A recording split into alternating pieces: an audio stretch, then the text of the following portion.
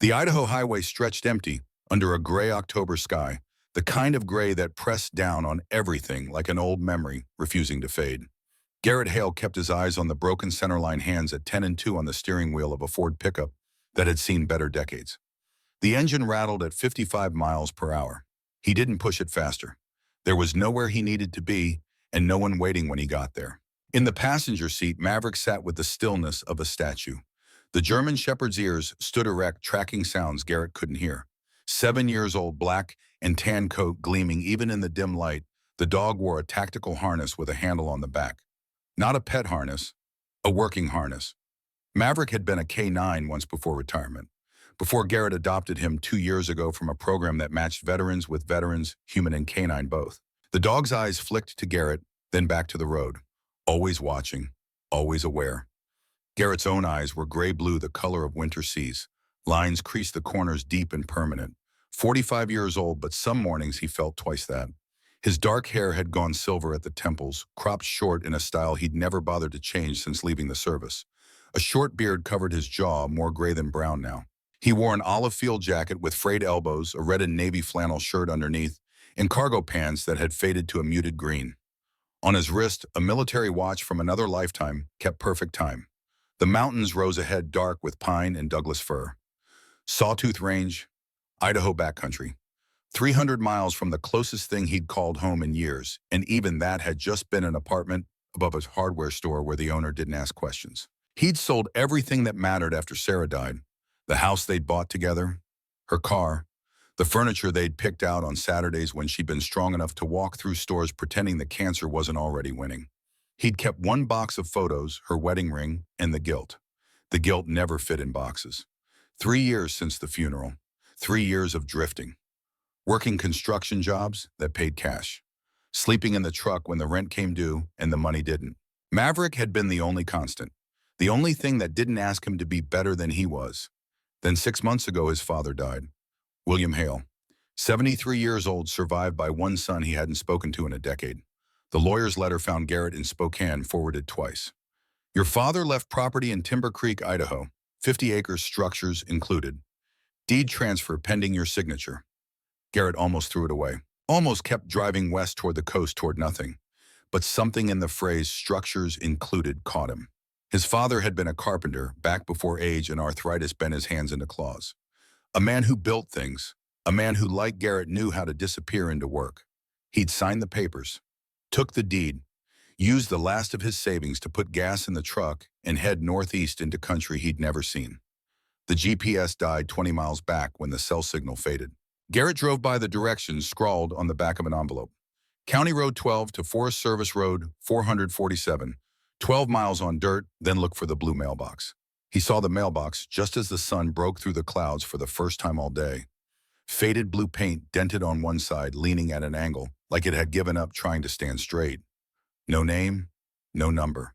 Just a mailbox in the middle of nowhere with a dirt track leading into the trees. Garrett turned. The truck bounced over ruts and rocks. Pine branches scraped the sides. Maverick stood up in his seat, nose pressed to the window, a low sound building in his chest. Not a growl, not quite. Something between a question and a warning. Easy, Garrett said. His voice came out rough from disuse. He'd spoken maybe 10 words in the past 2 days. The dog settled but didn't relax. His tail stayed low and still. Working mode. The trees opened into a clearing. Garrett stopped the truck and cut the engine. For a moment, neither of them moved, just sat there looking. The cabin stood 50 yards ahead. Small, maybe 20 by 30 feet, built from logs that had weathered to silver gray. The roof sagged slightly in the middle, but the structure looked sound. A single window faced the clearing, glass intact. A door hung straight on its hinges. To the left of the cabin, separated by maybe 20 feet, stood another building, smaller. A workshop, Garrett guessed, from the wide door and the sawdust still visible on the threshold despite years of rain and snow, and between them, connecting the two structures, like a spine, stretched an unfinished corridor. A skeleton of posts and beams, some with walls, some without. The roof beams were up, but not covered. Plywood sheets leaned against the frame, waiting. Tools sat in neat piles under tarps that had torn and faded. His father's work, unfinished. Garrett got out of the truck. The October air hit him cold and sharp with the smell of pine and rotting leaves. Maverick jumped down and immediately began a perimeter check, nose to the ground, moving in a grid pattern that was pure training. The dog didn't wander, didn't sniff randomly. He worked. Garrett walked toward the cabin. His boots crunched on fallen pine needles and gravel. The door wasn't locked. It swung open with a creak that echoed too loud in the silence. Inside, the air smelled of old wood and dust, and something else. Something clean, like someone had swept recently. The floor was bare boards worn smooth. A table sat under the window, two chairs tucked beneath it, a wood stove in the corner, pipe running up through the roof.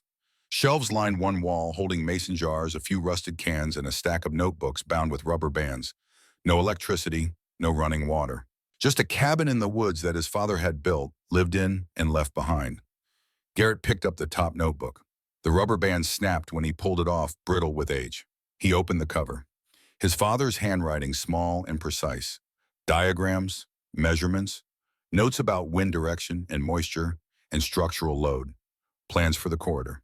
The last entry was dated March 15, 2024, 6 months ago. 2 weeks before William Hale died in a hospital in Boise alone, except for the nurses who held his hand at the end because his son hadn't known, hadn't been there, hadn't cared enough to find out.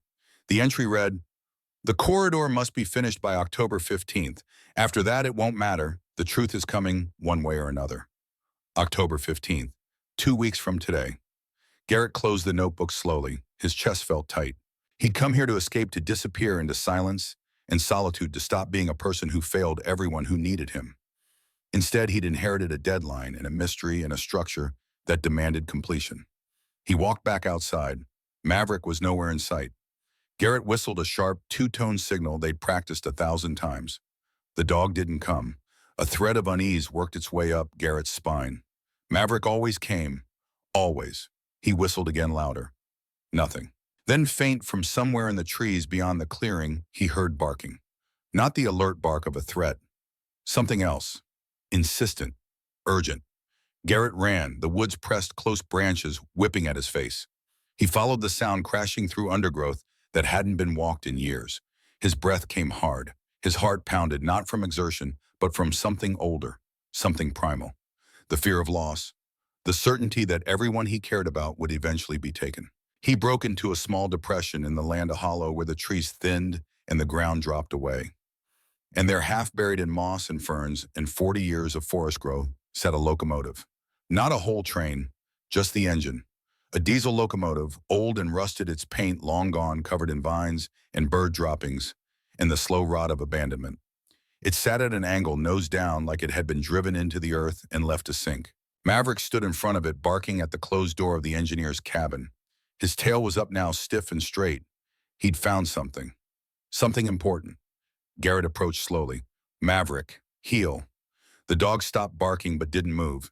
He looked back at Garrett, then at the locomotive door, then back at Garrett. The message was clear.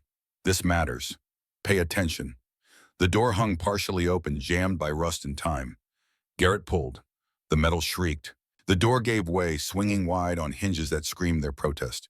Inside the cabin was dark and smelled of mildew and old oil. Garrett pulled out his phone, turned on the flashlight. The beam cut through the darkness, illuminating a cramped space filled with controls that hadn't been touched in decades. Levers and gauges, a seat with the padding rotted away, and on the floor, a metal box. Not rusted, not old, a modern latch, a waterproof seal. Someone had put this here recently. Within the last few years. Garrett knelt and opened it. Inside, wrapped in plastic, he found papers, documents, maps, and a letter handwritten on paper that had yellowed at the edges but was still readable. The handwriting wasn't his father's. The signature at the bottom read, Dr. Harold Weaver, Geological Survey, 1979.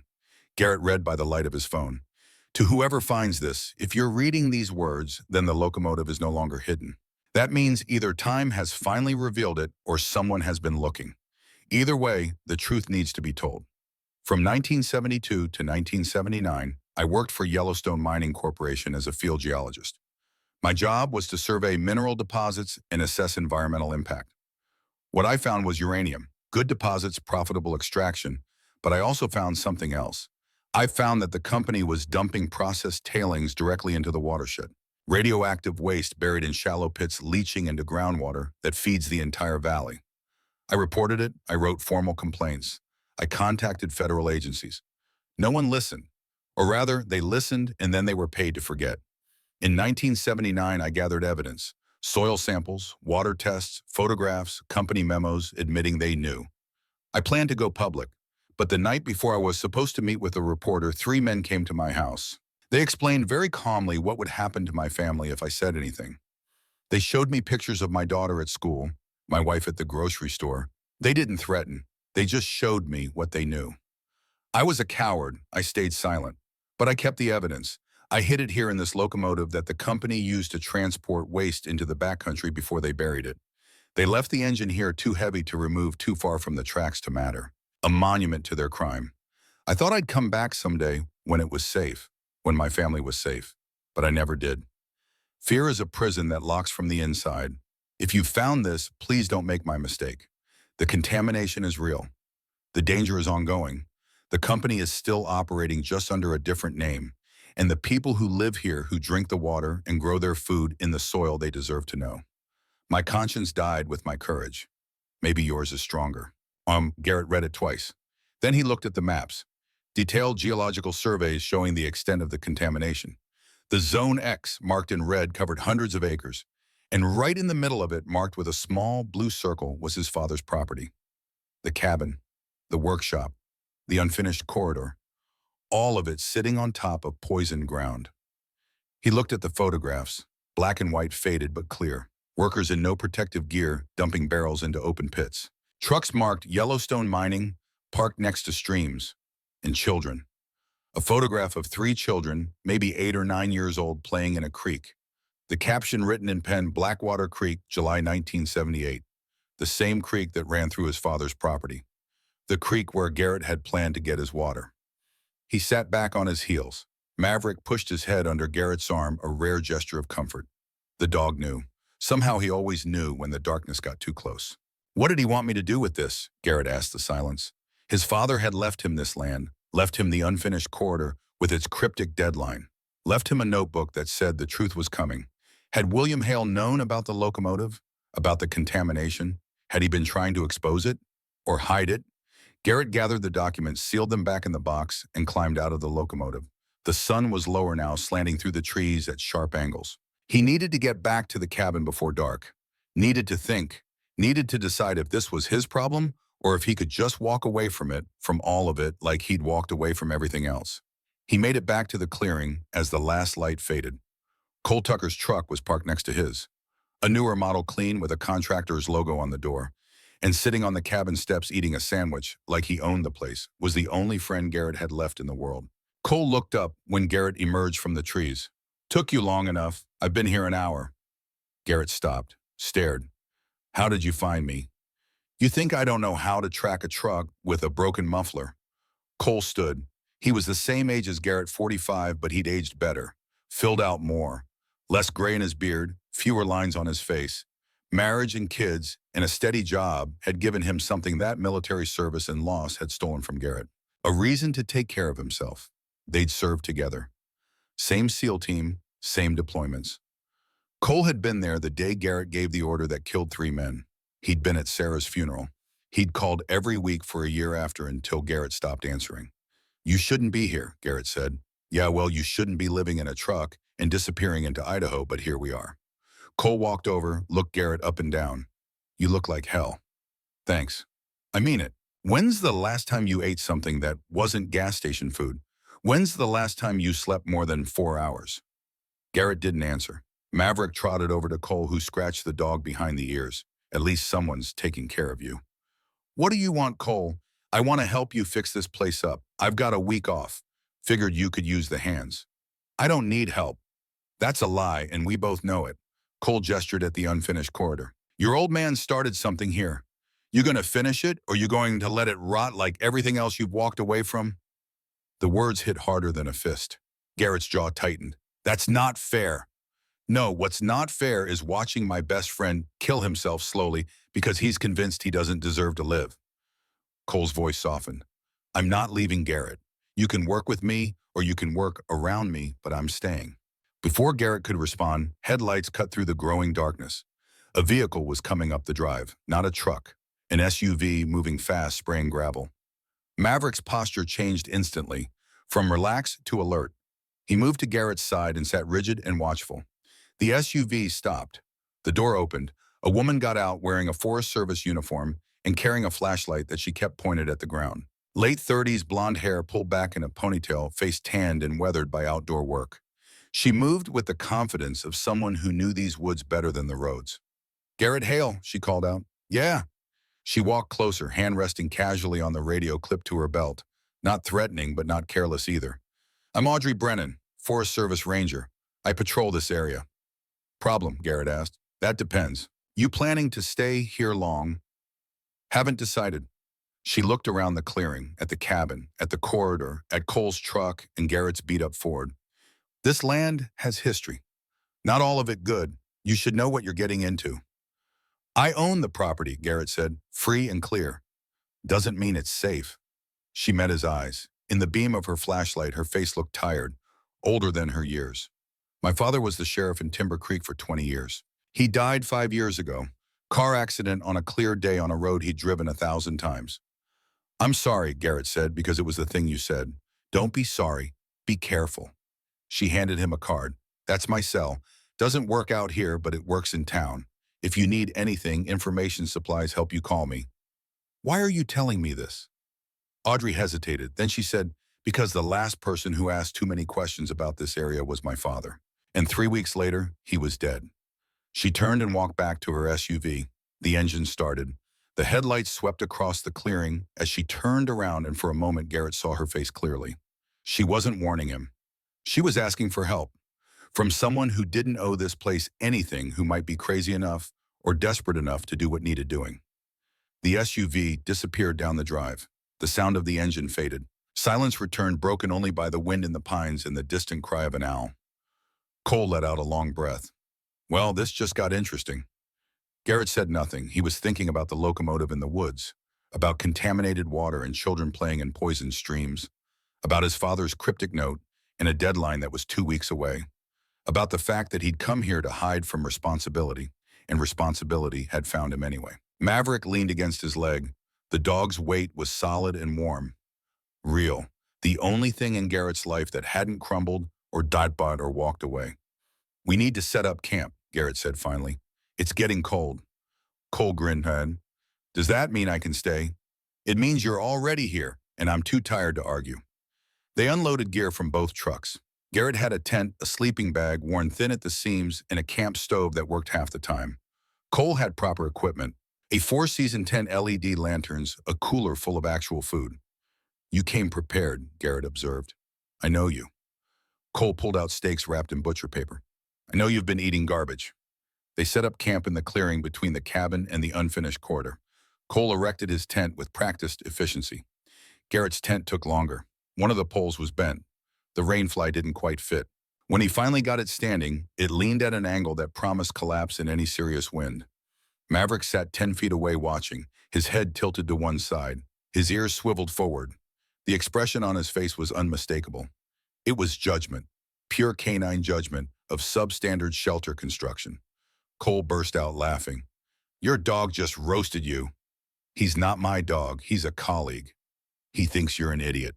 Garrett looked at Maverick. The dog looked back, blinked slowly, then turned his head away as if the sight of the crooked tent was too painful to witness.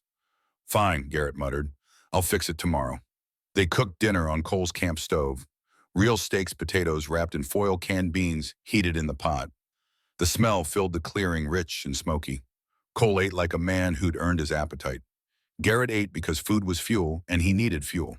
Maverick got his own meal, kibble from a bag measured precisely. He ate it methodically, one piece at a time, then sat and waited for his post-meal ritual. Garrett tossed him a small piece of steak. The dog caught it midair and swallowed without chewing. "He's gotten faster," Cole said. "He practices." They sat by the fire as night settled fully over the clearing. The stars came out bright and cold. Cole talked about his kids, his wife, the business he'd built doing custom carpentry. He talked about normal things, a life that made sense. Garrett listened and said little. His mind kept going back to the locomotive, to Dr. Weaver's letter, to Audrey Brennan's warning. Finally, Cole said, "You going to tell me what's really going on here? Why your dad left you this place? What that ranger was warning you about?" Garrett stared into the fire. The flames reflected in his eyes, dancing. My father left me an unfinished project and a mystery. I don't know why. I don't know what he wanted me to do.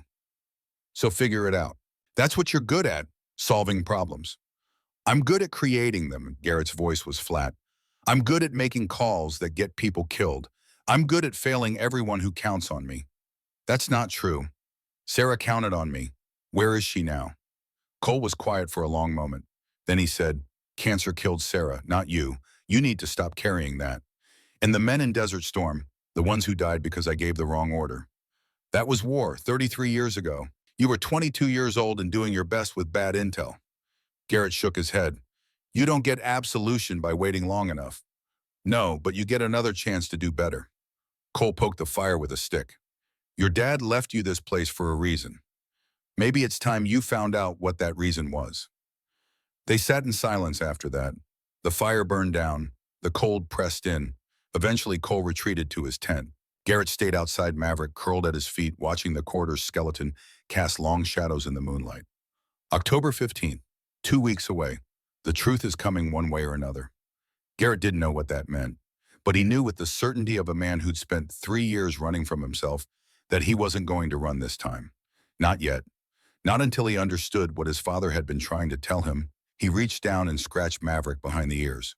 The dog made a small sound of contentment. You think we should stay? Garrett asked quietly. Maverick's tail thumped once against the ground. Then he stood, walked to the edge of the clearing and stared into the woods toward where the locomotive sat hidden. He looked back at Garrett. The message was clear. There's more. We're not done. Garrett stood. The night air bit through his jacket. His breath fogged in front of him. Somewhere in the distance, a coyote howled. The sound was lonely and wild and perfectly at home in the darkness. All right, Garrett said to the dog, to the night, to the ghost of his father, and the weight of decisions not yet made. All right, we'll stay. We'll figure this out. Maverick returned to his side. They walked together toward the cabin. Tomorrow, Garrett would go into town. He'd ask questions. He'd find out what his father knew and what had killed Audrey Brennan's father and what truth was coming in 2 weeks. Tonight, he'd sleep in a crooked tent with a retired war dog in a clearing surrounded by poisoned ground with only the stars and the wind and the beginning of something he didn't yet understand. But for the first time in 3 years, Garrett Hale felt the faint stirring of purpose. Not hope. He didn't trust hope anymore. But purpose. Direction. A reason to stay instead of leave. The corridor stood unfinished in the moonlight waiting.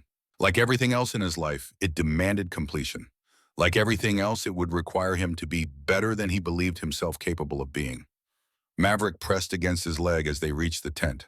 The dog's warmth was steady, reliable, the only constant in a world that kept shifting under Garrett's feet. Tomorrow, Garrett said quietly, tomorrow we start asking questions. The dog's tail wagged once. Agreement, partnership. The unspoken language of two veterans who understood that sometimes the only way forward was to stop retreating. Tomorrow. But tonight, sleep, rest, the gathering of strength for battles not yet named. Garrett crawled into his tent. Maverick settled at the entrance, a guardian who never truly slept. And in the woods beyond, buried under decades of growth, a locomotive held its secrets, waiting, patient, knowing that truth like rust was inevitable. Part 2. The refusal. Morning came cold and sharp, the kind of October dawn that cut through layers and found skin. Garrett woke to Maverick's low growl, a vibration more than a sound. He was up instantly, hand reaching for the knife he kept in his boot body, moving before his mind fully engaged. Old training, it never left. Outside the clearing was empty. Gray light filtered through the pines. Frost covered everything, turning the world silver and brittle. Cole's tent showed no movement. But Maverick stood at attention, staring at the woods beyond the unfinished corridor. Garrett followed the dog's gaze. Saw nothing, heard nothing. But Maverick didn't react to nothing. He walked the perimeter while coffee heated on Cole's camp stove. Found tracks in the frost near the tree line. Boot prints, size 11, maybe 12. Deep tread work boots or hiking boots. Fresh, made within the last hour. Someone had been watching the camp while they slept. Cole emerged from his tent stretching. Morning. Coffee ready. We had a visitor. Cole's demeanor shifted immediately. What kind? The kind that watches from the trees and doesn't announce himself. Garrett showed him the tracks. Probably just a hunter, or someone curious about new people on the property. You believe that? No. They drank coffee and ate breakfast in silence. Oatmeal from packets strong and sweet. Maverick got his measured portion of kibble eating with methodical precision. When Cole pulled out a gas station hot dog from his cooler, offering it to the boss as a treat, Maverick approached, sniffed once, and turned his head away with an expression of profound disappointment. Cole stared. Did your dog just judge my food choices? He has standards. He's a snob. Garrett almost smiled. He's particular about quality. They loaded into Cole's truck after breakfast, Maverick sitting between them. The drive into Timber Creek took 40 minutes over roads that barely deserved the name. The town appeared around a bend like a secret someone had tried to keep. Population 623, according to a faded sign. Main Street ran 3 blocks flanked by buildings older than the state itself. A general store with a wooden porch, a diner with neon in the window that hadn't worked in years, a post office, a bank, a gas station with analog pumps. And at the end of the street, a brick building with a faded sign reading Timber Creek Public Library. They parked in front of the diner. The place was called Meg's, and it smelled like coffee and bacon grease and the accumulated conversations of decades. A bell chimed when they walked in. Every head turned. Silence fell like a curtain. Small town. Everyone knows everyone. Strangers are events. They took a booth by the window. Maverick lay under the table, invisible to anyone not looking for him. A waitress approached, maybe 60, with gray hair and a face that had weathered a lot of winters. Her name tag read Meg. Coffee, she asked, already pouring. Please, Cole said, and whatever breakfast special you've got. Same, Garrett added. Meg looked at him a moment longer than necessary. You're William Hale's son. Not a question. Garrett nodded. Did you know him? Everyone knew William. He'd come in once a month, sit at that counter, eat eggs and toast, read his paper. Never caused trouble. Never said much. She refilled their cups without being asked. Sorry for your loss. Thank you. You planning to stay out at his place? For a while, something passed across her face. Concern maybe, or warning. Be careful out there. That land has a history. What kind of history? But Meg was already walking away, calling an order to the kitchen. The conversation was over. Around them, the other diners had returned to their meals, but Garrett felt eyes on him. Watching.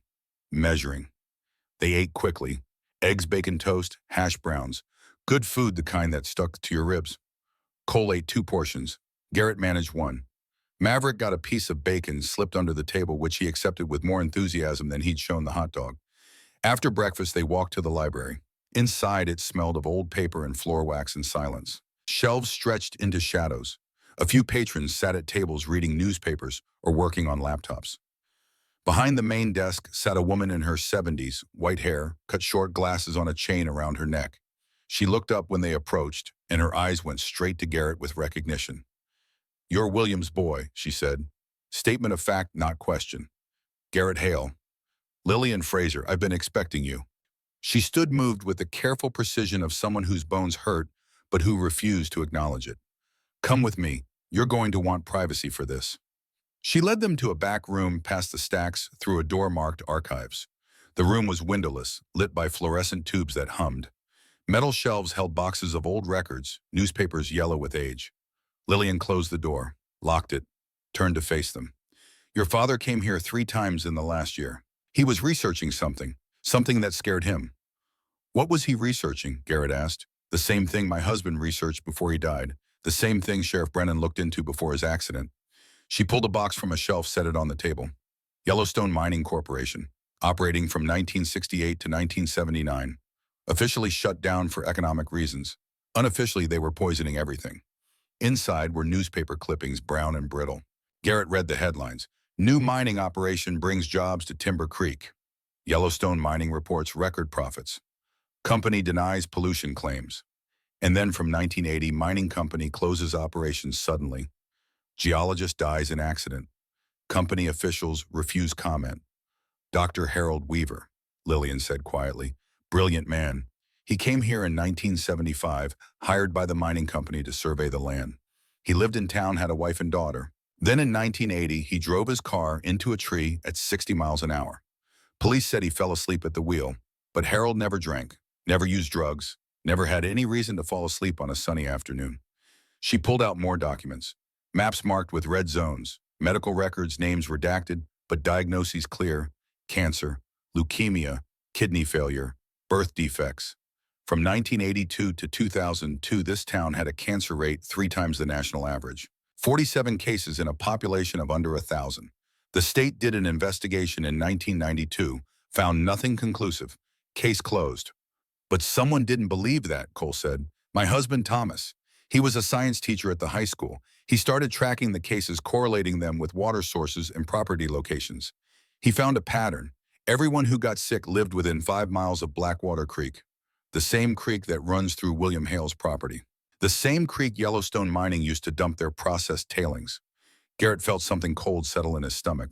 Your husband died. Heart attack, age 52, perfectly healthy until he wasn't. Lillian's voice was steady, but her hands shook slightly as she sorted through papers. And then Sheriff Brennan started asking questions. He requested old mining permits, environmental reports, anything that might prove contamination. 2 weeks later, his car went off the road on Highway 12. Clear day, dry pavement, brand new tires. Audrey Brennan's father, Garrett said. You've met her then. Good. She's the only law enforcement around here who gives a damn. Lillian pulled out a final document newer than the others, a corporate filing from 2010.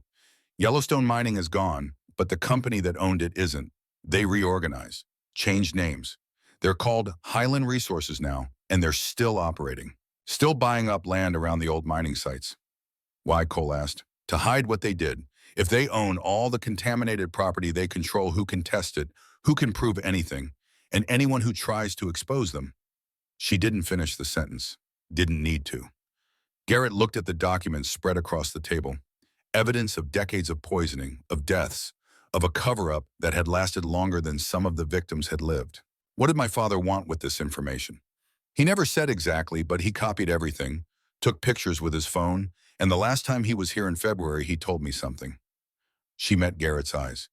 He said, if anything happens to me, my son will finish what I started. I asked him what that meant. He just smiled and said, you'd understand when the time came. Lillian paused, then reached into her desk drawer. There's one more thing. He left this envelope for you. Said to give it to you only after you'd seen the evidence. She handed Garrett a sealed manila envelope. His name was written on the front in his father's blocky handwriting. Garrett opened it with fingers that had gone numb. Inside was a single photograph and a folded letter. The photograph stopped his breath. Black and white, dated March 2019. 2 men standing in front of the cabin. His father, William Hale, looking older and frailer than Garrett remembered. And beside him in a sheriff's uniform, Sheriff Patrick Brennan, Audrey's father. Both men looked directly at the camera with expressions Garrett recognized from his own mirror. Determination. Resolve. The faces of men who'd decided to fight.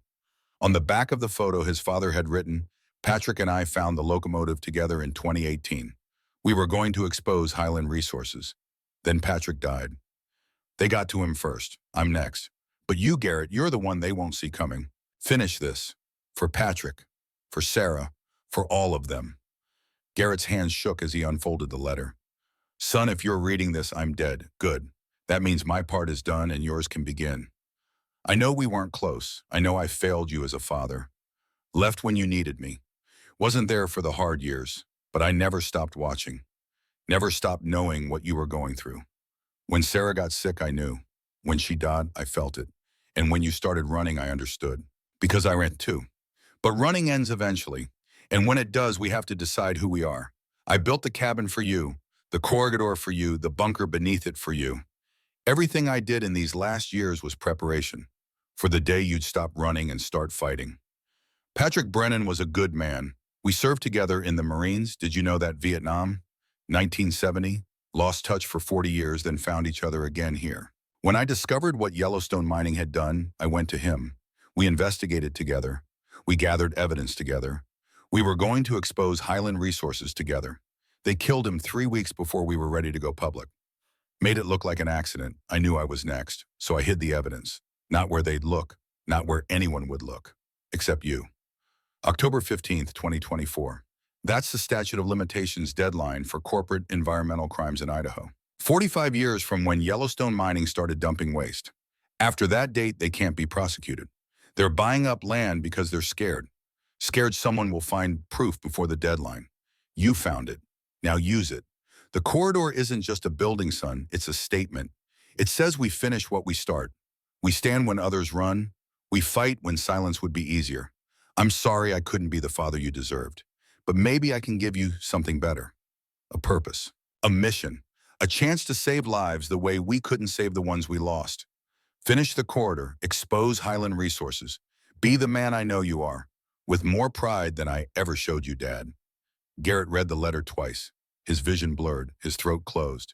His father had known, had watched, had built everything around the belief that Garrett would come, would stay, would fight. Cole read over his shoulder, silent.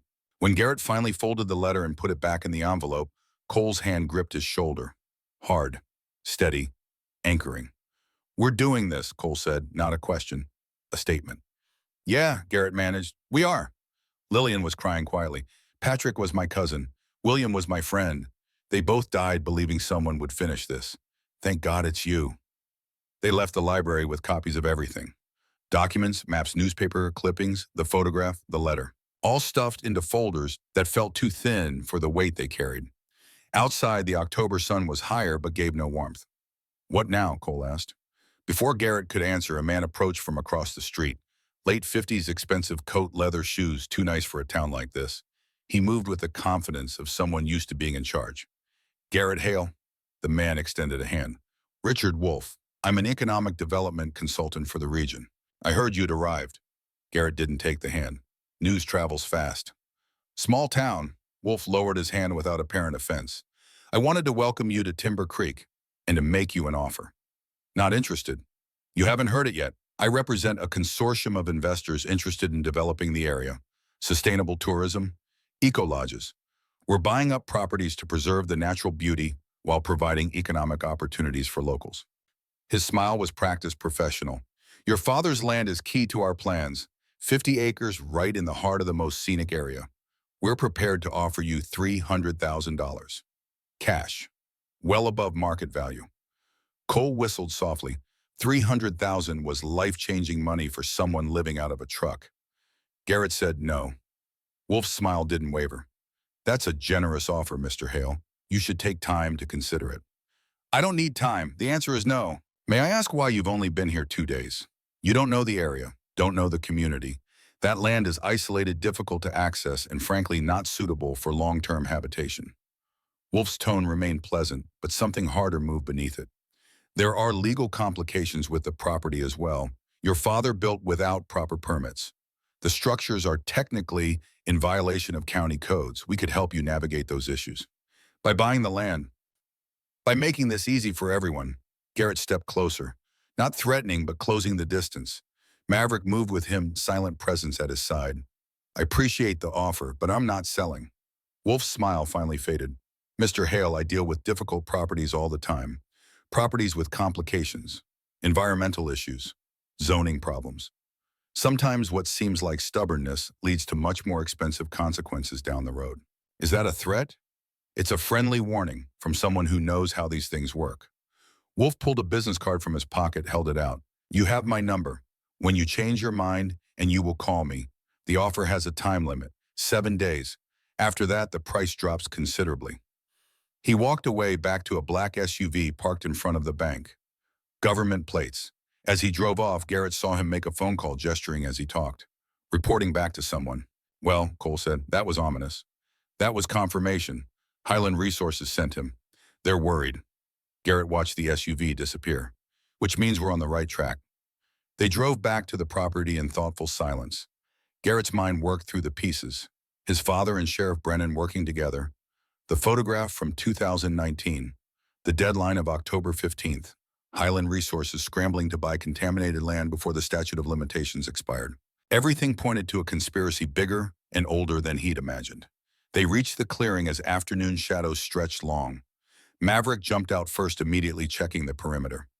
Cole started unpacking tools from his truck. What are you doing? Garrett asked.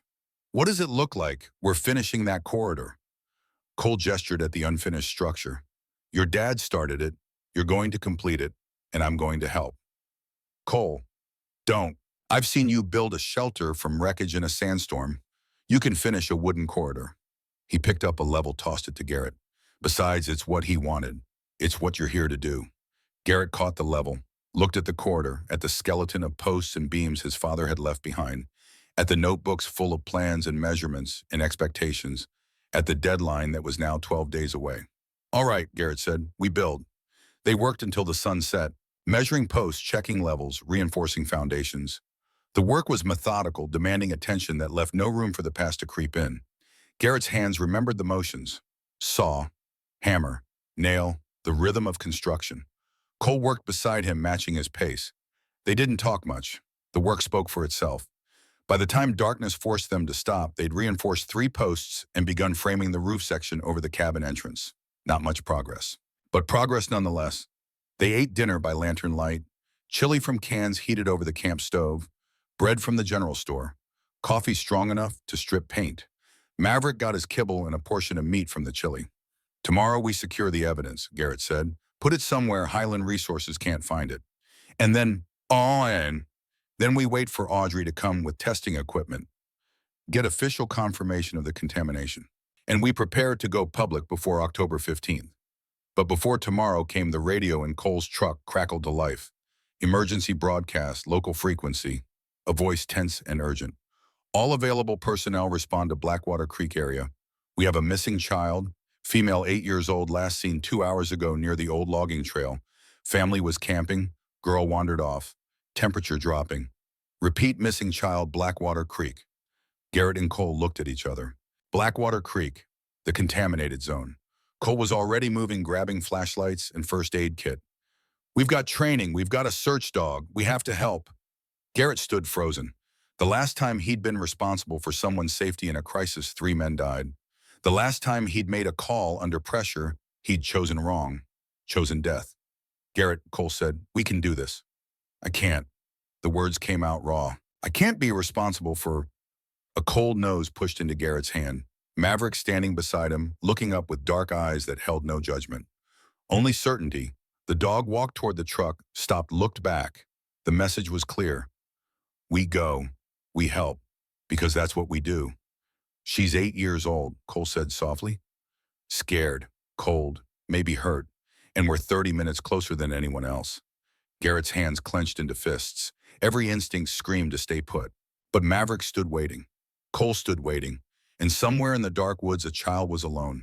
He grabbed his jacket. Get the search kit. Maverick needs his harness. They drove fast through darkness.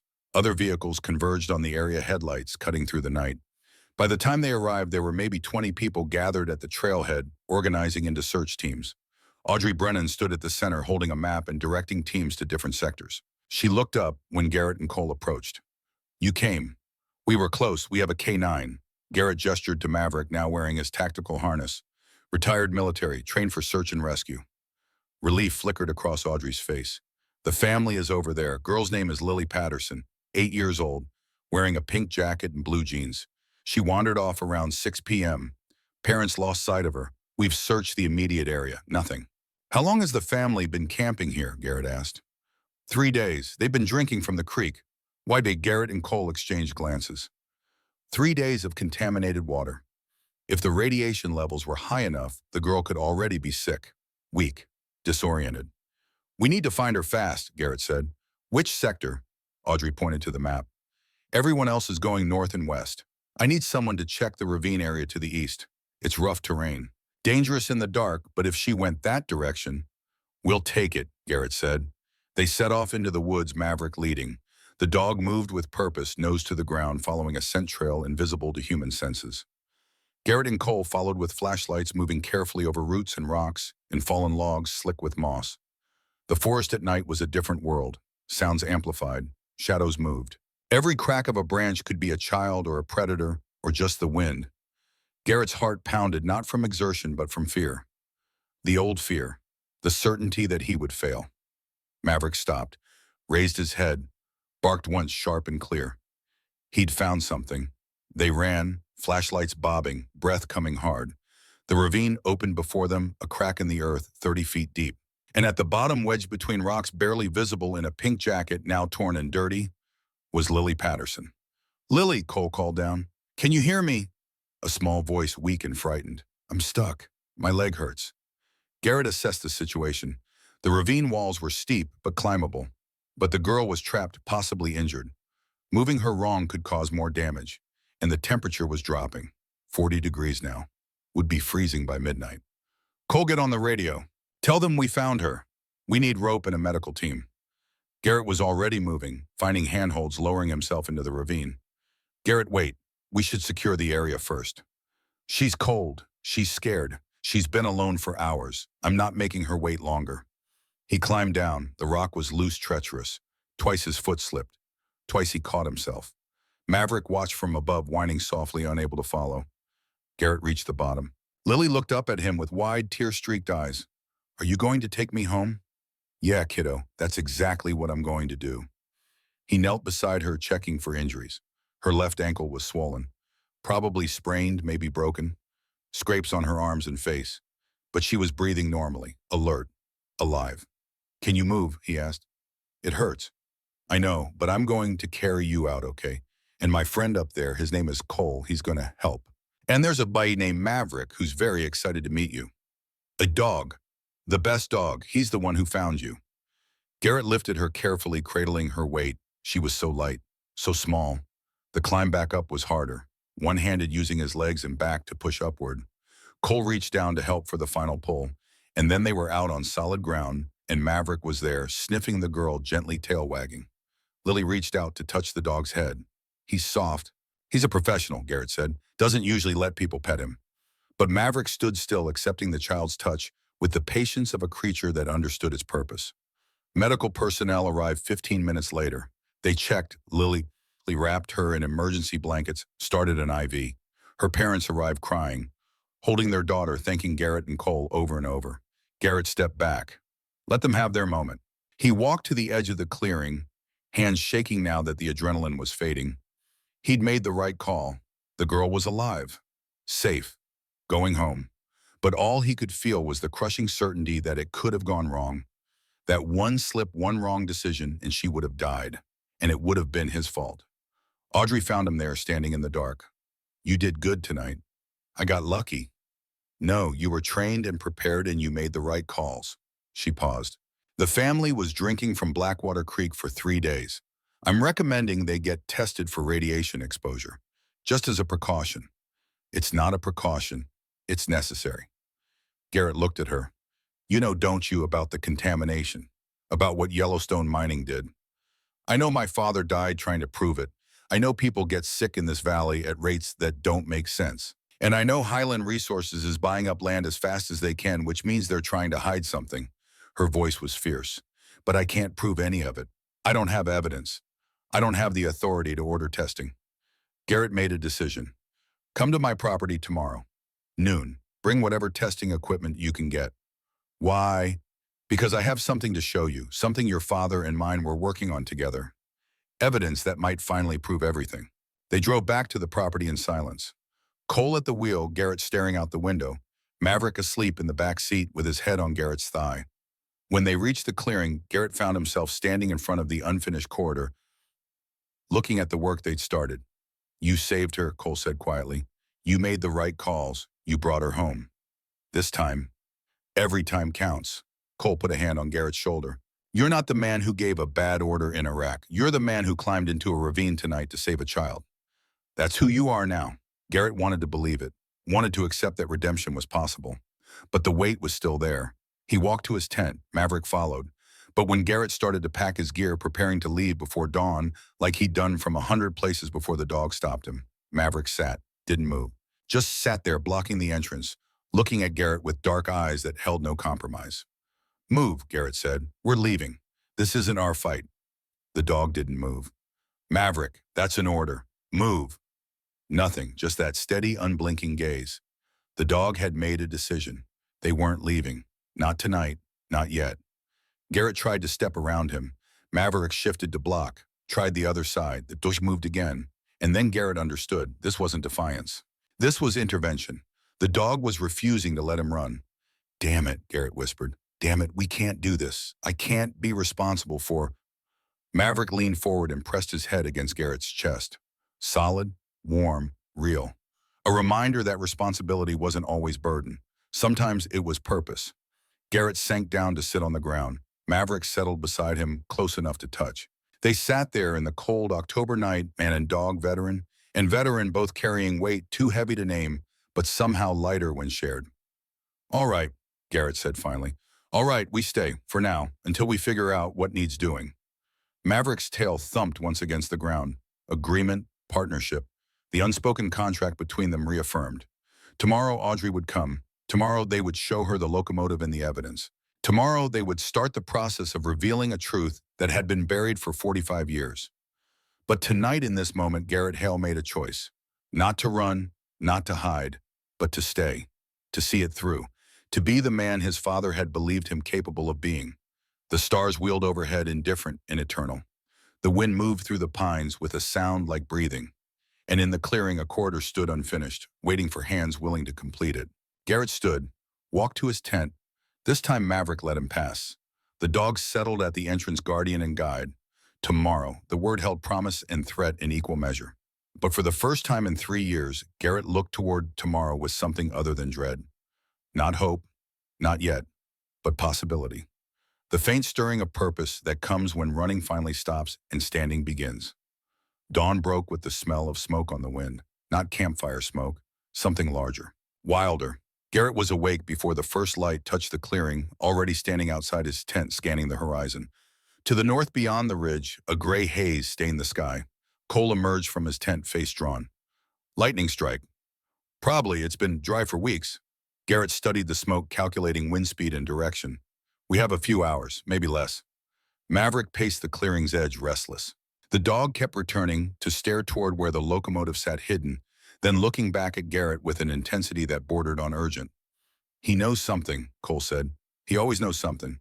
They made coffee and ate cold protein bars. No time for cooking. The smoke was thicker now, visible between the trees. Audrey's truck came up the road faster than was safe, spraying gravel as she braked hard in the clearing. She jumped out, wearing full ranger gear, radio crackling on her belt. Fire jumped the ridge, 20 acres already burning. They're calling in crews from 3 counties, but it'll be hours before they arrive. She looked at the smoke, then at Garrett. You need to evacuate, now. Not yet. Garrett grabbed his jacket. Cole, get the documentation from the library. Everything Lillian gave us. Seal it in waterproof bags. Put it in the corridor's floor compartment where my father designed it. What are you doing? Audrey demanded. There's something in the woods I need to secure first. Evidence your father was looking for when he died. Evidence that proves everything. Her expression shifted. The locomotive. He mentioned it once. Said Yellowstone Mining used old equipment to haul waste into the backcountry, but we could never find it. I found it, and inside is documentation from their own geologist. Proof of contamination. Proof they knew. Garrett whistled for Maverick. I'm not leaving it to burn. Then I'm coming with you. They moved fast through the woods, Maverick leading. The dog knew the path, now had memorized it from their first trip. Smoke filtered through the canopy in thick layers. Garrett's eyes watered, his lungs burned with each breath. The locomotive appeared through the haze like a ghost materializing from fog. Rust and vines and the decay of decades. Garrett climbed into the engineer's cabin, reached for where he'd left the metal box. It was gone. No, the word came out strangled. He tore through the cabin, checking every surface, every corner. Nothing. The seal had been broken recently. Someone had been here. Someone had taken Dr. Weaver's evidence. Audrey appeared at the door. What's wrong? It's gone. All of it. The maps, the photographs, the letter, everything. Garrett slammed his fist against the metal wall. The sound echoed like a bell tolling. Highland Resources. They must have been watching, waiting for me to lead them here. Then they know we know. A branch cracked behind them. They spun. Richard Wolfe stood at the base of the locomotive, expensive coat replaced by practical outdoor gear. Behind him, 2 other men, larger, harder, the kind of men hired for work that needed doing quietly. But there was someone else, a younger man, maybe 30, wearing a library volunteer badge. Garrett recognized him from yesterday's shelving books in the back, the assistant who'd watched them leave with Lillian's copies. Mr. Hale, Wolfe said pleasantly, I was hoping we wouldn't need to have this conversation. Garrett's eyes went to the younger man. You told them everything. The man shifted uncomfortably. They paid my student loans, all of them. I just had to make a phone call when certain people came asking questions. That's all. That's all, Garrett repeated. Betrayal for the price of debt. How many people died because you made phone calls? That's enough, Wolf interrupted. The boy did what he had to survive, just like you're going to do now. He held up the metal box. Dr. Weaver's confession. Very dramatic, very compelling. Also completely inadmissible in any court. Chain of evidence broken. No witnesses to authentication. Just the ravings of a dead man who might have been mentally ill. There are other copies, Audrey said. Other records. Wolf smiled. Are there? Because I noticed the Timber Creek Library suffered a small electrical fire last night. Terrible accident. The archive room sustained significant damage, and Lillian Fraser, poor woman, decided to take an extended vacation to visit family in Oregon. Left town this morning. Very sudden. Garrett's blood went cold. What did you do to her? Nothing. We gave her a choice.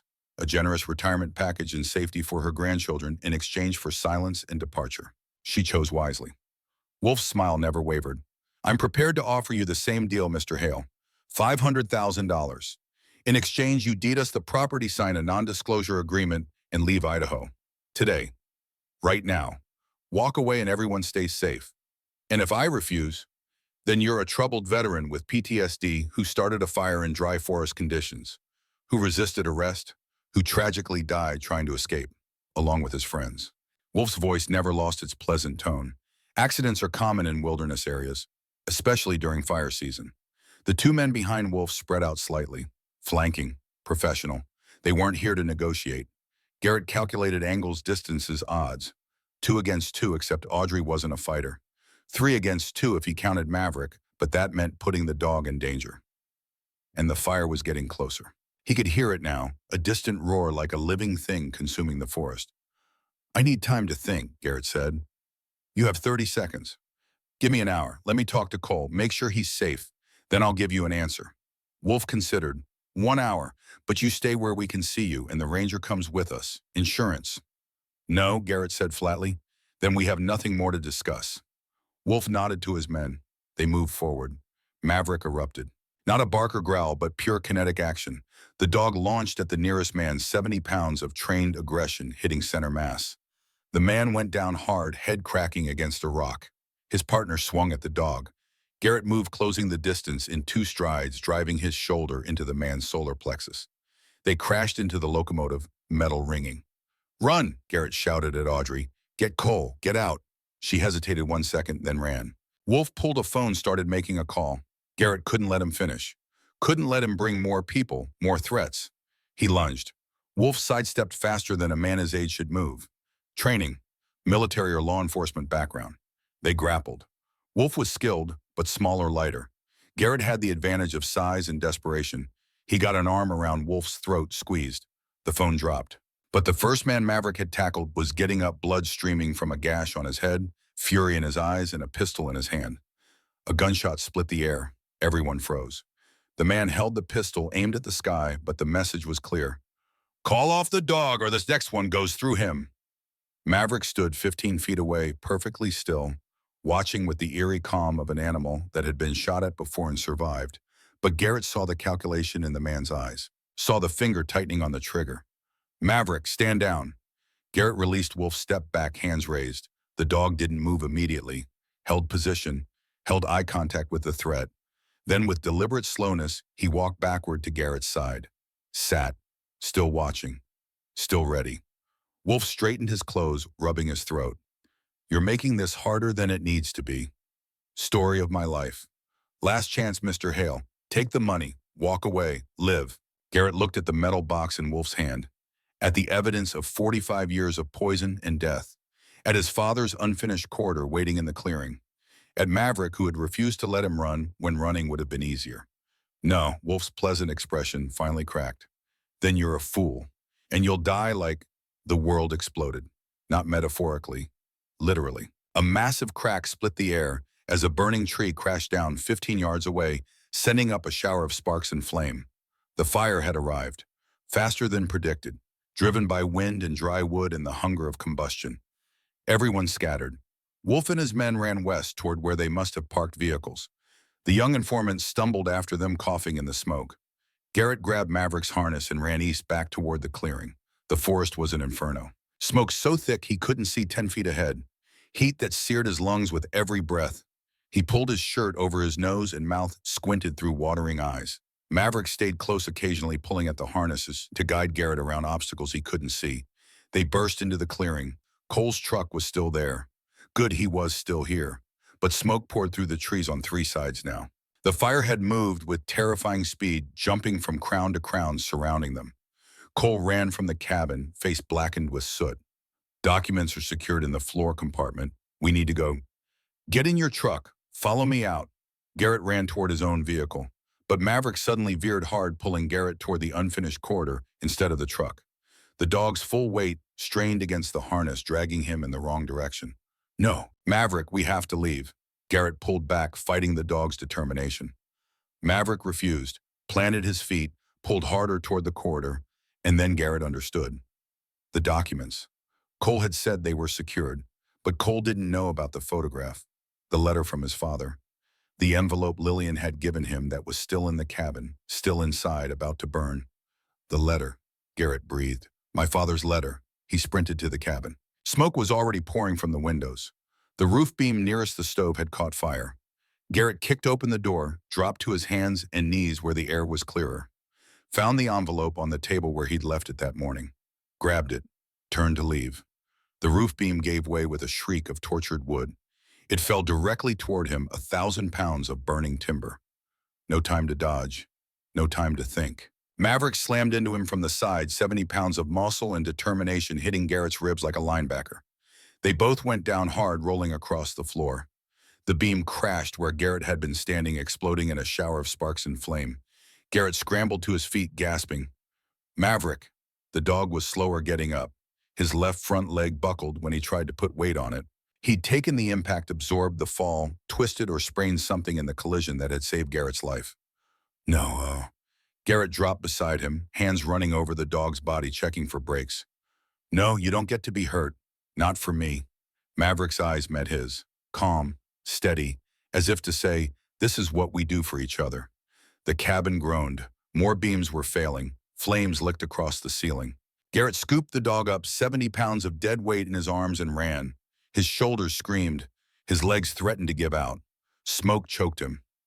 Heat blistered the exposed skin on his neck and hands. But he didn't stop. Wouldn't stop. Not when Maverick had refused to let him quit. Not when the bang had literally knocked him out of death's path. They burst out of the cabin as the entire structure collapsed behind them in a roar of flame and sparks. Garrett didn't look back. Kept running towards his truck. Laid Maverick gently on the passenger seat. The dog's breathing was labored but steady. Conscious. Alive. You stay with me, Garrett ordered, voice breaking. That's an order, soldier. You stay. Maverick's tail thumped once against the seat. Weakly, but there. Garrett turned the key. The engine caught. Died. Caught again. He floored it, tires spinning on gravel, then catching, launching them forward. Cole's truck followed close behind. They roared down the drive as the cabin exploded. Something flammable, propane maybe. The blast wave shook both vehicles. Debris rained down, but they were moving, accelerating, putting distance between them and the inferno. The trucks burst onto the main road. Fire engines screamed past, heading toward the blaze. Garrett pulled over, let them pass. Sat there, shaking hands, gripping the wheel so tight his knuckles were white. Maverick pushed his head under Garrett's arm. Solid, warm, alive. You saved me, Garrett whispered, stroking the dog's ears with trembling fingers. Again. The dog's tail thumped twice, as if to say, that's the job. They found a staging area at the town square, emergency services coordinating the response. Cole saw Garrett and ran over, pulled him into a hug that nearly cracked ribs. Thought you were dead when that cabin collapsed. Almost was. Garrett's voice was raw from smoke. The evidence? Garrett patted the envelope in his jacket. Safe. And the copies you hid are in the corridor's bunker, assuming the bunker survived. Audrey appeared, face smudged with soot, eyes fierce. Wolf and his men got out. They're claiming they were trying to help contain the fire, showed their credentials as Highland Resources environmental consultants. No proof otherwise. Yet, Garrett pulled out the envelope, his father's letter, the photograph, and something he'd noticed in his final desperate grab from the cabin, a small USB drive taped to the back of the photograph. But now we have this. Audrey's eyes widened. What is it? I don't know, but my father taped it to the photo of him and your father for a reason. We need a computer, now.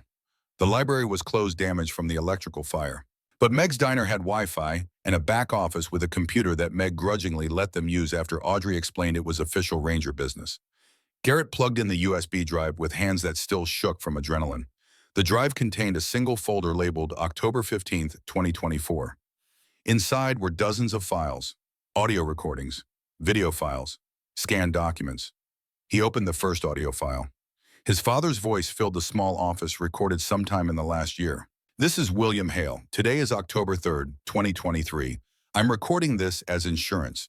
Patrick Brennan and I have spent 18 months investigating Highland Resources. What we found is worse than we imagined." The recording continued, William Hale's methodical voice detailing everything. Meetings with former Yellowstone mining employees who'd been paid to stay silent. Medical records showing cancer clusters. Water tests showing uranium contamination at levels 30 times the safe limit. And then the bombshell. Highland Resources is owned by a shell company called Clearwater Holdings. Clearwater is owned by three individuals. One is Richard Wolf. The second is Senator Marcus Drummond of Idaho. The third is Judge Patricia Klein of the Ninth Circuit Court. Garrett stopped the recording. A senator and a federal judge. That's why no investigation ever went anywhere. They controlled the oversight. He opened a video file, grainy footage from what looked like a hidden camera. Date stamped February 14th, 2019. Patrick Brennan in his sheriff's uniform sitting across a table from Richard Wolf in what looked like a restaurant. Wolf's voice was clear. "Sheriff, you're a reasonable man. You understand how the world works. Yellowstone mining made mistakes 40 years ago, but Highland Resources is trying to fix them. Quietly, without panic, without destroying this town's economy." Patrick Brennan's response was equally clear. "By buying up contaminated land and hiding the evidence, by letting people keep drinking poisoned water, by managing a complex situation, we're prepared to offer you early retirement, full pension plus $300,000, in exchange for your silence and cooperation. You're offering me a bribe. I'm offering you a solution. Think of your family, Patrick. Think of your daughter. She's got her whole career ahead of her. Be a shame if something happened to derail that." Patrick Brennan stood up. "Is that a threat against my daughter? It's a statement of fact about how careful we need to be. All of us." The video ended there. But the date was 3 weeks before Patrick Brennan's car went off the road. 3 weeks before the accident that killed him. Audrey's hands were shaking. They killed him. They threatened me, and then they killed him. Garrett opened more files. There were dozens of recordings. Wolf threatening former employees. Wolf meeting with Senator Drummond to discuss blocking EPAA investigations. Wolf paying off county officials to overlook building code violations on properties Highland Resources was purchasing. And finally, a video dated March 2024. William Hale thin and clearly dying, sitting in the cabin, speaking directly to the camera. "Garrett, if you're watching this, I'm gone. Everything on this drive is evidence, real evidence, admissible in court. Patrick and I gathered it knowing we might not live to see it used. He died for this. I'm dying for this. Now it's yours. But here's what you need to understand. October 15th, 2024 is the statute of limitations deadline. After that date, Yellowstone mining can't be prosecuted for environmental crimes committed before 1979. But Highland Resources can still be prosecuted for ongoing cover-up for bribery, for conspiracy for murder. The files on this drive are time-stamped, authenticated. I've sent copies to 3 lawyers with instructions to release them publicly if anything happens to you. But you're the one who has to decide when and how to use them. You asked me once when you were young why I left. Why I walked away from being your father. I told you some people are born to be alone. That was a lie. The truth is I was scared. Scared I'd fail you the way I'd failed at everything else. So I ran, just like you've been running. But running ends, son. And when it does, we have to decide who we are, who we want to be. Finish the corridor, not the physical structure. That's just wood and nails. Finish what it represents. The choice to stand, the choice to fight, the choice to be someone who completes what they start. I'm proud of you. I was always proud of you. I'm sorry I never said it when it mattered. Say it for me, now. To the people who need to hear it. To the dog who won't let you quit. To yourself, you're enough, Garrett. You always were. The video ended. Garrett sat staring at the screen, unable to move. Couldn't breathe. His father's final words. The truth he'd needed to hear for 30 years. Cole's hand gripped his shoulder. Steady, anchoring. Audrey wiped tears from her face. We have them. We finally have them. Over the next 3 hours, they coordinated with state officials, uploaded files to secure servers, made copies and distributed them to lawyers, journalists, federal agencies. By sunset, the story was breaking. News vans from Boise arrived, then Portland, then Seattle. Historic contamination exposed in Idaho Valley. Senator judge implicated in environmental cover-up. Sheriff's murder linked to mining investigation. Highland Resources issued a statement denying everything. Richard Wolf disappeared, his phone disconnected, his office cleared. But by the next morning, federal marshals had arrested him at the Canadian border. Senator Drummond resigned. Judge Klein recused herself from all cases and announced her retirement. The machinery of justice, slow as it was, had begun to turn. The fire burned for 3 days, contained eventually by crews from 5 states working around the clock. 140 acres consumed.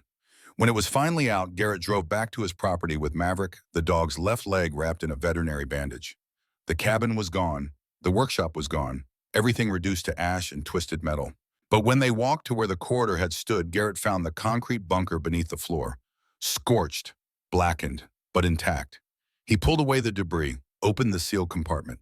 Inside, the waterproof bags Cole had stored held their contents perfectly.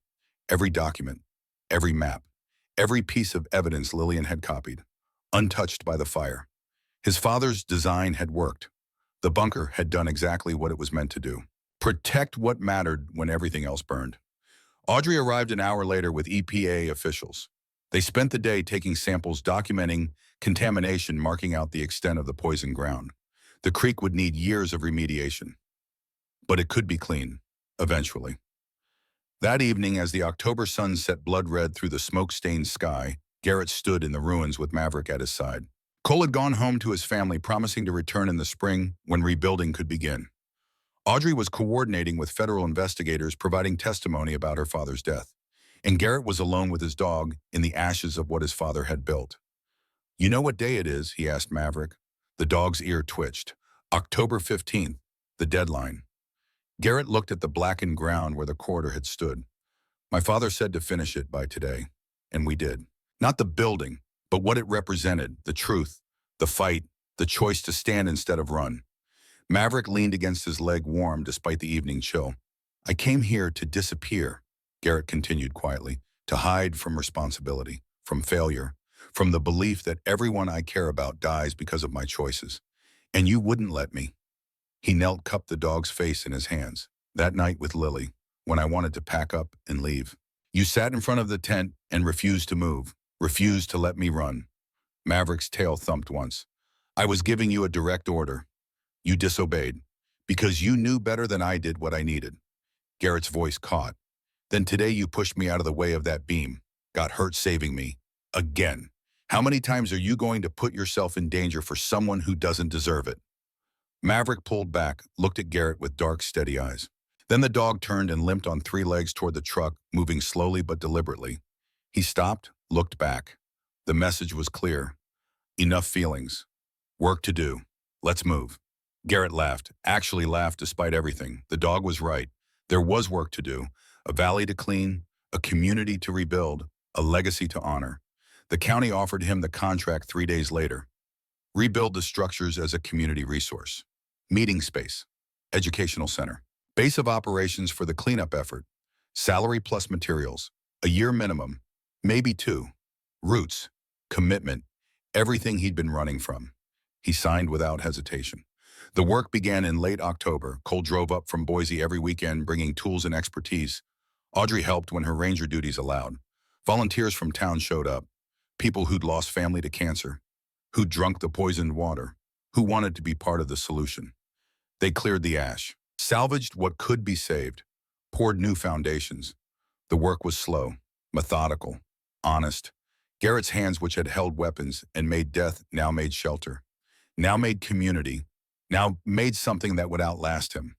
Maverick was there every day once his leg healed. The dog had become a fixture in town.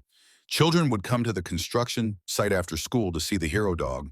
Maverick tolerated their attention with patient dignity, though his expression often suggested he found their praise excessive. He was just doing his job. Winter came early that year. By Thanksgiving, the frame was up. By Christmas, the walls were enclosed and the roof was solid. Cole arrived for the holiday with his entire family, his wife Sarah, His three kids loud and energetic and filling the new building with life. They cooked dinner together. A community meal with Audrey and Meg and Lillian Fraser, who'd returned to town with a lawyer and a determination to testify at every trial that came from the investigation. They ate and laughed and told stories, and Garrett, sitting at the table surrounded by people who'd become something like family, felt the weight shift. Not gone. Never gone. The dead didn't come back. Mistakes didn't unmake themselves. But the weight distributed, shared, made bearable. After dinner, Garrett and Maverick walked to Blackwater Creek. Ice formed at the edges of the water.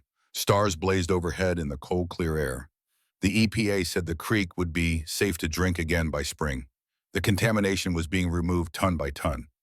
He sat on a log someone had dragged to the bank. Maverick lay beside him, breathing steady and calm.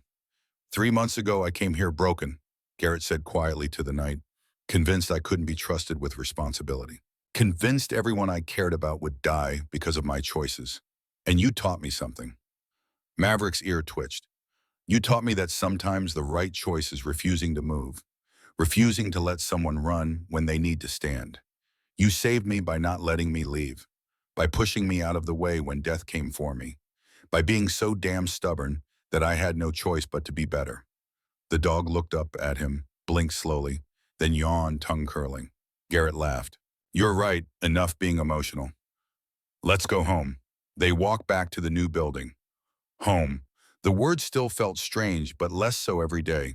Inside, warmth and light and voices. Cole's kids playing cards with Audrey. Lillian showing old photographs to Cole's wife. Meg cleaning the kitchen with the authority of someone who'd run a diner for 40 years. Garrett stood in the doorway watching. This was what his father had left him. Not just land, not just evidence, but the opportunity to be part of something larger than himself. To build instead of destroy. To stay instead of run. Maverick pushed past him, heading straight for his spot by the fireplace. The dog circled twice, then lay down with a sigh of contentment. Job done. Mission accomplished. Time to rest. Cole looked up. You coming in? Getting cold out there? Yeah, Garrett said. I'm coming in. He closed the door. Shut out the winter night. The fire crackled. Someone told a joke. Laughter filled the room. Outside, snow began to fall soft and silent, covering the scars in the earth with white. The cleanup would continue in spring. The investigations would take years. Highland Resources had declared bankruptcy.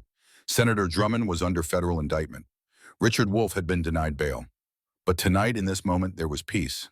3 months later, in early spring, when the snow melted and the creek ran clear, for the first time in 45 years, Garrett stood in front of the completed building. Not a replica of his father's cabin. Something different. Something better. A community center with wide windows looking over the valley. Meeting rooms where EPA officials coordinated the cleanup. Offices where lawyers worked on the prosecution. A small museum documenting what had happened here, ensuring it would never be forgotten. And running between the main building and a smaller workshop, a covered corridor. Finished this time. Complete. Roof-sealed walls solid. On the wall by the entrance, a bronze plaque read, "In memory of William Hale and Sheriff Patrick Brennan, who died seeking truth, in honor of Dr. Harold Weaver, who tried to speak it, and in gratitude to all who chose courage over silence. May we always remember silence is a choice and so is speaking." Garrett ran his hand over the plaque. His father's name, cast in bronze, permanent. A legacy not of construction, but of character. Maverick sat beside him, gray now visible around the dog's muzzle. 8 years old, slowing down but still sharp, still watchful, still the guardian who'd refused to let Garrett give up when giving up would have been easier. We did it, Garrett said. We finished what they started. The dog's tail thumped against the ground. A car pulled up. A family got out. Mother, father, young girl, maybe 9 years old now. Lily Patterson and her parents returning to the place where she'd been lost and found. They'd driven from Oregon, wanted to see the memorial, wanted to thank the man who'd saved their daughter. Garrett greeted them, showed them through the building, explained the cleanup effort. Lily, healthy and bright and full of energy, asked 100 questions. She didn't remember much from that night. Didn't remember being scared or hurt. Mostly remembered the dog who'd found her and let her pet him even though he was working.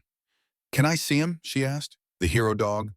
He's not a hero, Garrett said gently. He's just a professional who does his job well. But he took her outside where Maverick was sunning himself on the porch. The dog tolerated her attention with the same patient dignity he showed all children. Let her pet him. Let her hug him. even wagged his tail a few times. After the family left, Garrett sat on the porch beside Maverick. The valley stretched before them green and alive. Eagles circled overhead. Deer grazed at the forest edge. The creek sang over stones worn smooth by time. Sometimes miracles don't arrive as lightning splitting the sky. Garrett said words forming that he knew he'd write down later, knew he'd share with others who needed to hear them. Sometimes they come quietly, in forms we almost miss. He looked at Maverick, like a dog who refuses to move when we're ready to run. Like evidence buried for 45 years, waiting for the right person to uncover it. Like strangers who become family. Like a child found alive in the dark. Like the choice to stay when leaving would be easier. Maverick's tail thumped twice. Agreement. I came to Idaho to escape my past, to hide from responsibility, to convince myself I was beyond redemption. Garrett's voice was steady now, strong. But you taught me something crucial. Peace doesn't come from avoiding the fight. It comes from standing your ground for what's right. The sun moved lower, casting long shadows across the valley. The work wasn't done, would never truly be done. Contamination took decades to clean. Justice took years to achieve. Healing took longer than either. But today in this moment, there was something that felt like completion, like purpose fulfilled. Like a mission accomplished not through violence or destruction, but through the harder work of building, creating, choosing to stand when everything in you wants to run. That evening, Garrett wrote, not for himself, but for others who might need the story, for veterans who carried weight too heavy to name, for people who'd been running so long they'd forgotten how to stand, for anyone who needed to be reminded that loyalty, truth, and courage still mattered. He wrote about his father's unfinished quarter, about a dog who refused orders when orders would have led to failure, about evidence hidden in a locomotive waiting 45 years to be found, about a child saved, about poison cleaned from water, about justice delayed but not denied. And he ended with words that felt like prayer. In our daily lives, we all face moments when running seems easier than standing, when silence feels safer than truth, when the weight of our failures threatens to crush the possibility of our future. But we're not meant to carry that weight alone. God works through the faithful presence beside us, through the creature who won't let us quit, through the unfinished project that demands completion, through the small acts of courage that accumulate into justice. May you find your corridor, your mission, your purpose.